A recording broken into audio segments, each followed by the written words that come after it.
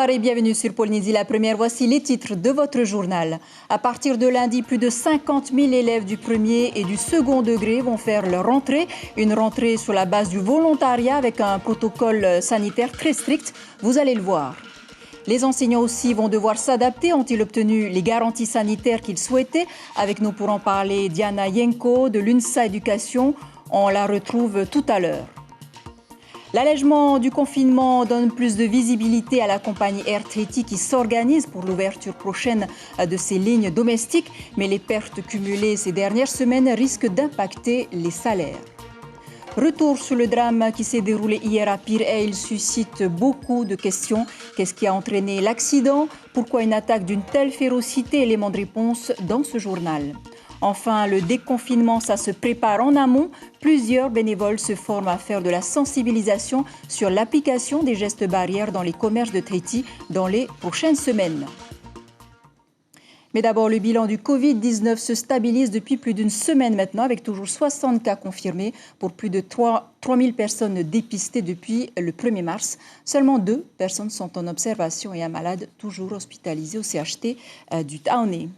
Une situation qui permet une rentrée plus sereine. Vous le savez, la ministre de l'Éducation, Christelle Lehartel, a annoncé ce matin la réouverture des établissements scolaires du premier et du second degré lundi prochain. Ce sont pas moins de 50 000 élèves de Tahiti et Moorea qui sont concernés. Les élèves et les enseignants devront se plier à un protocole sanitaire strict avec des classes d'élèves divisées par groupe. Les transports scolaires aussi seront réadaptés. On voit cela avec Thomas Teriteporwaray et Patrick Tinsing. La réouverture des classes aura donc lieu le 18 mai. Le retour tant espéré des élèves se fera sur la base du volontariat des familles. La ministre a tenu à le préciser.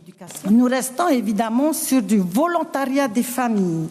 Nous restons sur le volontariat des familles, mais la maman que je suis préconise avec beaucoup d'humilité que les parents raccompagnent leurs enfants à l'école dès le 18 mai.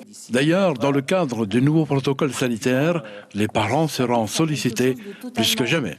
Il y a une information aux parents qui va être diffusée d'ici 24 heures, un document synthétique, premier degré, second degré, où nous allons expliquer la démarche, comme on le fait aujourd'hui, mais ça sera, j'ai envie de dire, inscrit dans le marbre, écrit, et d'ici 48 heures, d'ici 24 ou 48 heures, ce document sera envoyé à l'ensemble des parents de Tahiti Moorea.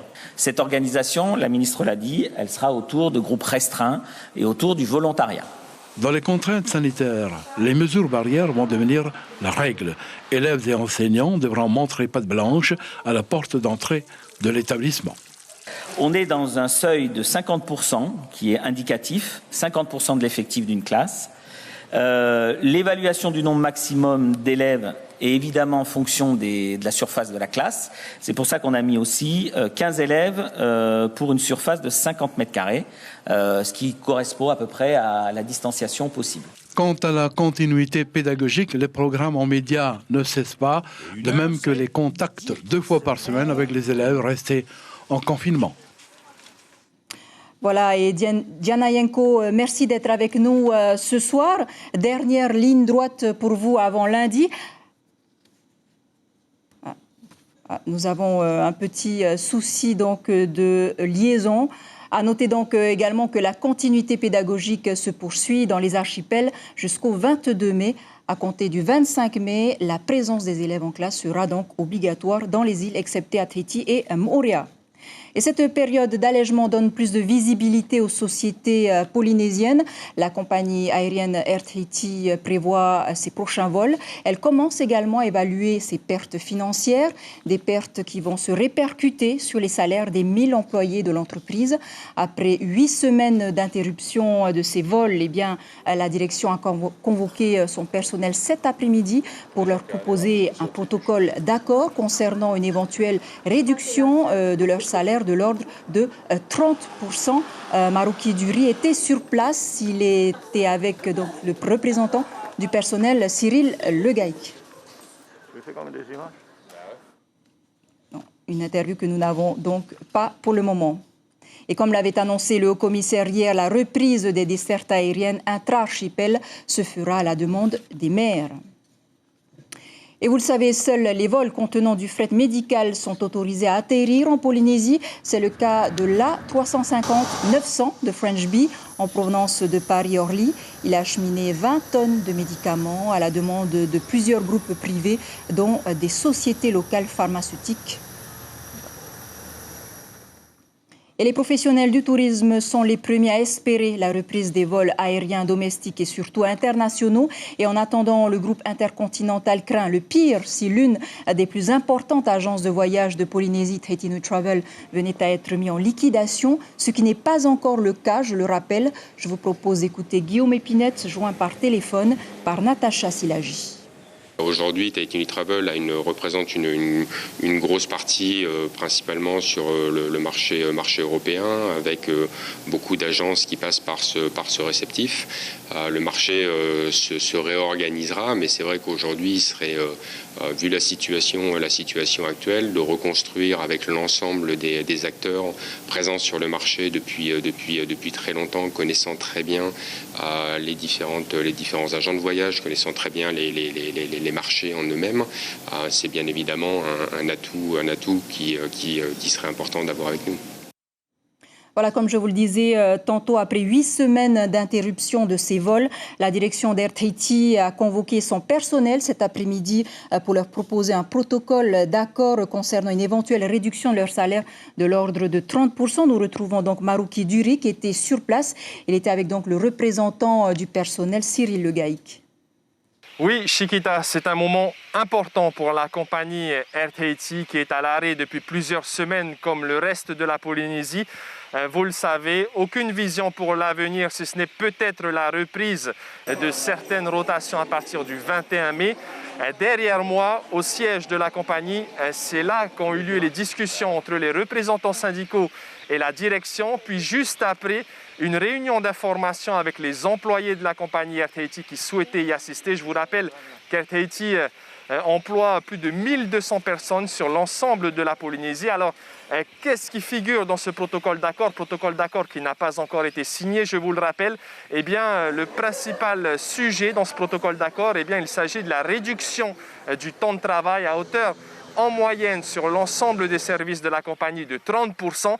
C'est encore à préciser, c'est en tout cas ce que nous a dit le secrétaire général du syndicat CSIP, Cyril Legaïc. On ne peut pas impacter le même taux pour tous les services.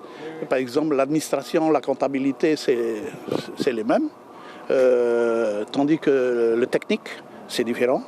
La production, le commercial, c'est différent. Parce que tant qu'il n'y a pas un avion qui décolle, ils ont activité zéro. Il y a une solidarité à hauteur de 30%. Maintenant, ça ne veut pas dire que le technique, il y aura 30%, il aura peut-être 25%. Parce qu'eux, ils ont besoin d'entretenir les avions. Tandis que ceux qui sont derrière les comptoirs d'enregistrement, ils n'ont plus d'activité. 30%, peut-être c'est 40% pour eux. Donc il y a un taux variant qui va être imposé dans des services, tout ça. Et ça, il faut qu'on en mette dans un accord. Et cet accord-là, pour l'instant... Il y a les vols qui vont reprendre quand même le 21 mai. Oui, mais bon, il est assujetti quand même au bon vouloir des maires. OK ?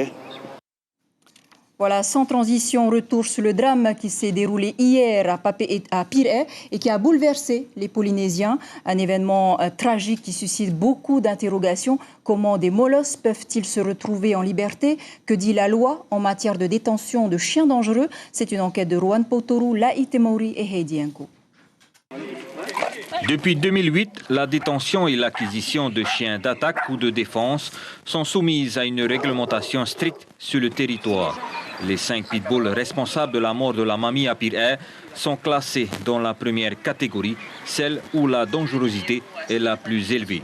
Un nouveau drame qui appelle une nouvelle fois à la responsabilité des propriétaires de ce type de chiens. Il y a énormément de chiens de très gros gabarits, potentiellement puissants et dangereux s'ils ne sont pas maîtrisés. Et là, il y a vraiment un rôle important du maître, de l'éducation, pour apprendre à un chien à respecter les humains et à obéir à son maître. Et surtout, un chien ne doit pas être laissé en liberté, sans contrôle de son maître. C'est inenvisageable de voir des chiens de ce gabarit dans la rue, sans contrôle immédiat du maître. Et c'est criminel. Et c'est d'ailleurs malheureusement la preuve qu'il ne fallait pas faire ça. Et depuis hier, une enquête a été ouverte pour déterminer les circonstances du drame et les responsabilités encourues par les propriétaires des chiens incriminés. Ils encourent de 5 à 10 ans de prison et il y a des très très fortes amendes, ça peut monter à plus de 175 000 €. Et il y a évidemment les dommages et intérêts pour la victime qui peuvent se rajouter à ça. Ils vont être présentés à un juge d'instruction, donc c'est un juge qui va ouvrir une enquête à charge et à décharge pour savoir si les chiens qui ont été repérés sont les leurs et s'ils ont causé ce qu'on appelle un homicide involontaire. Et les chiens vont être forcément euthanasiés. Oui, chez les chiens, il arrive parfois qu'on puisse placer des chiens ou sauver des chiens qui ont mordu, mais là, si ce sont bien les chiens qui ont tué, je ne vois pas comment on pourrait leur éviter l'euthanasie. Et conformément à la loi en vigueur pour les chiens dangereux de catégorie 1, la stérilisation est obligatoire. Pour la catégorie 2, par contre, pour les chiens de défense, les propriétaires sont dans l'obligation de les assurer, les vacciner et les déclarer auprès de leur mairie respective. À défaut, ils encourent une amende de plus d'1 million de francs avec une peine de prison de 6 mois et l'euthanasie de leurs chiens. Voilà, les propriétaires sont en tout cas prévenus. Quel avenir politique pour le sénateur Nuihau Loré? La majorité est réunie depuis 16 heures pour préparer la séance de l'Assemblée de demain avec une situation sanitaire en constante évolution et une relance économique à préparer. Bref, l'ex-vice-président du pays, Nuihau Loré, après ses récentes déclarations très critiques envers l'action du gouvernement, a aussi été convoqué. Nuihau Loré qui propose au pays d'emprunter 60 milliards en urgence pour sortir le secteur de l'hôtellerie de la détresse. Ne sait pas ce que son parti va décider. On l'écoute, il répond à Ismaël Tahiata et Hiro Terorotua. Je suis attendu au comité de majorité. Ça va être quoi Qu'est-ce qu'ils ont décidé Je sais pas, je vais voir ce qui va en être. Vous êtes serein? Toujours. Apparemment, ils ont décidé qu'ils allaient vous sortir Je sais pas, je vais voir ce qu'il en est. C'est un comité de majorité normalement qui doit examiner les dossiers qui sont présentés à l'Assemblée demain matin. Donc je vais voir ce qui va en être aujourd'hui. Je vous tiens au courant. Et sachez également que le Conseil des ministres de ce mercredi a décidé d'autoriser à nouveau la vente d'alcool sans restriction dès demain. Mais la vente est toujours maintenue uniquement du lundi au jeudi de 8h à 18h. Et cette période de déconfinement progressif, l'application donc des gestes barrières est plus que jamais nécessaire. Plusieurs bénévoles ont été recrutés par le pays et l'État. Ils sont actuellement formés pour faire de la sensibilisation auprès des 250 magasins répartis sur Tahiti. Rowan Potoru, Sandroli et Mirko Vanfo. On voit qu'il y en a pas mal que vous avez mis en place, donc bravo. Est-ce qu'on a des petites questions et on vérifie, on voit avec vous les problèmes que vous avez pu rencontrer. Armés de leurs stylos et de leurs formulaires, ces drôles de dames répertorient minutieusement toutes les préconisations sanitaires mises en place dans cet établissement. Elles font partie de la brigade des bénévoles du pays chargés d'accompagner les magasins dans l'application des gestes barrières. On est là pour vérifier, pour aider les commerçants à mettre en place les mesures barrières. Et donc, on vérifie avec eux ce qu'ils ont pu faire depuis qu'ils ont reçu les conseils de la CCSM, du pays, etc. Et voir ce qui manque éventuellement, quelles sont les difficultés qu'ils rencontrent. Et on fait remonter tout ça. On remplit un petit compte-rendu qui permet de voir ce qui est appliqué et ce qui doit encore être appliqué.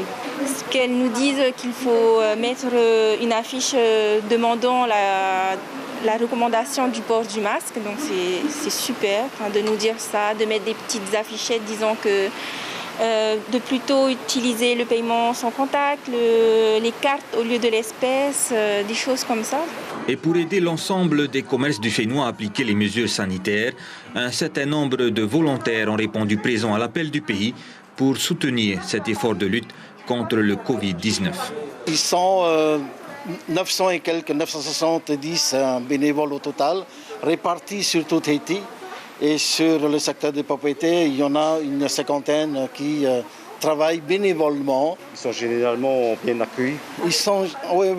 Ils nous accueillent très très bien dans ces magasins-là parce qu'ils sont conscients que nous sommes là pour les conseiller. Nous n'avons aucun rôle de sanction auprès de ces magasins.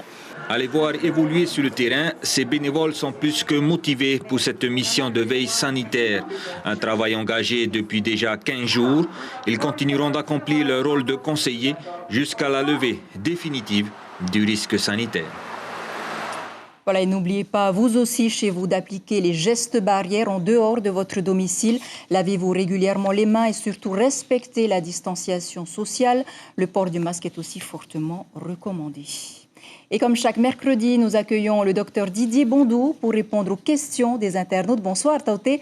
Merci d'être avec nous pour cette dernière chronique. Bonsoir, Chiquita. Bonsoir à tous. Une question générale d'abord. Est-ce que si la quatorzaine était plus obligatoire, comme annoncé par le Conseil constitutionnel, cela mettrait en danger la santé des Polynésiens, jusqu'ici plutôt bien protégés du Covid-19 ? Alors, je dirais qu'il faut revoir un petit peu ce qu'a dit exactement le Conseil constitutionnel. En fait, il justifie, quand on relit le texte, il justifie totalement le principe de quatorzaine. Il ne revient pas du tout là-dessus. Par contre, en particulier, il veut mettre en place simplement des garanties qui permettent de concilier les objectifs sanitaires au droit. Maintenant, il y a des décrets en cours d'élaboration qui vont préciser un petit peu tout ça, en particulier le contrat d'engagement des gens qui viendront ici sur le fait d'être en quarantaine. Ensuite, il faut voir aussi que le Conseil sanitaire national s'est prononcé tout à fait favorablement à la quatorzaine, qui pourrait éventuellement être séquentielle, c'est-à-dire une partie en métropole et une partie sur le Fénois. Une question maintenant de Vaitiare, qui est de Punaauia. Pourquoi les diabétiques font-ils partie des personnes à risque ? Alors, je crois qu'il faut rassurer aussi les diabétiques. Le diabétique n'a pas plus de risque d'attraper le Covid que quiconque. Par contre, le fait d'attraper le Covid chez un diabétique augmente les risques d'avoir des pathologies plus graves avec ce Covid. Pourquoi ? Parce qu'il y a un risque un petit peu de baisse de l'immunité chez ces patients-là. Mais beaucoup de facteurs interviennent. L'âge du patient, son équilibre du diabète, est-ce qu'il a d'autres pathologies intercurrentes, depuis combien de temps il est diabétique. En fait, il y a beaucoup de facteurs qui interviennent sur la survenue éventuelle d'un Covid grave chez un diabétique. Lisa donc de Mahina demande, connaît-on déjà l'impact psychologique du confinement ? Alors, je pense qu'il y aura certainement des études faites au niveau interne et au niveau du pays. Je pense qu'on a eu tous, en tant qu'on est au niveau du cabinet, des patients, des jeunes patients, même qui ont pu être un peu stressés par le fait de porter des masques, de ne pas sortir de chez soi, comme les enfants. Et je crois savoir que des personnes un peu fragiles au niveau psychologique ont également peut-être fait des tentatives de suicide ou se sont retrouvées hospitalisées à cause de ça. C'est évident que je pense qu'il y aura des études de fait là-dessus, sur ce confinement prolongé. Lisa de Mahina donc demande, connaît-on, Leonardo de Taravo, peut-on porter des masques en tissu plusieurs fois dans la journée ? En plusieurs fois, oui, mais pas le même. Le masque en tissu, en fait, comme on le dit, c'est un geste barrière supplémentaire. Ça ne protège surtout l'entourage et c'est un geste civique. Donc porter un masque en tissu pour faire ses courses pendant quelques heures, pourquoi pas, mais il faudra le changer toutes les 3-4 heures de préférence. On va avoir un petit paquet de masques tissu personnels à la maison. Enfin, une dernière question de Taraina qui demande, est-ce toujours la même personne qui est hospitalisée depuis plus d'1 mois maintenant ? Alors, je crois que le secret professionnel est là aussi pour ne pas non plus donner trop de détails. Mais je crois savoir qu'effectivement, c'est la même personne qui est... Mais hospitalisée ne veut pas dire en réanimation. Je crois qu'il faut distinguer les choses. Cette personne est hospitalisée, ça ne veut pas pour autant dire qu'elle est en réa.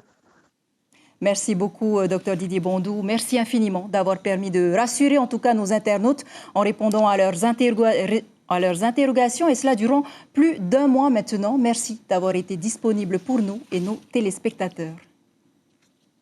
Et puis n'oubliez pas, en cas de symptômes de Covid-19, composez le 15 ou le numéro gratuit, bien sûr, le 444 789. La ligne est ouverte 7 jours sur 7 à partir de 8 heures pour vos questions ou pour un accompagnement. Alors que le chiffre du coronavirus est en baisse en Polynésie, dans un contexte plus global, le Covid-19 reste très dangereux. Le virus touche près de 4,3 millions de personnes dans le monde et a tué plus de 294 malades, dont 27 000 en France et plus de 58 000 aux États-Unis. Voilà, c'est ainsi que s'achève ce journal dont je vous rappelle l'information principale. À partir de lundi, plus de 50 000 élèves du premier et du second degré vont faire leur rentrée, une rentrée sur la base donc du volontariat des parents avec un protocole sanitaire très strict. À la une de vos quotidiens, demain, la dépêche titre déconfinement, un cas d'école. Tahiti Info se renouvelle. Voilà, c'était l'essentiel de l'actualité du jour. Merci de nous rester fidèles. 5h30, l'Info Radio. C'est avec Carlos Natoua et Ibrahim Ahmedazi. Très belle nuit sur la première. À demain.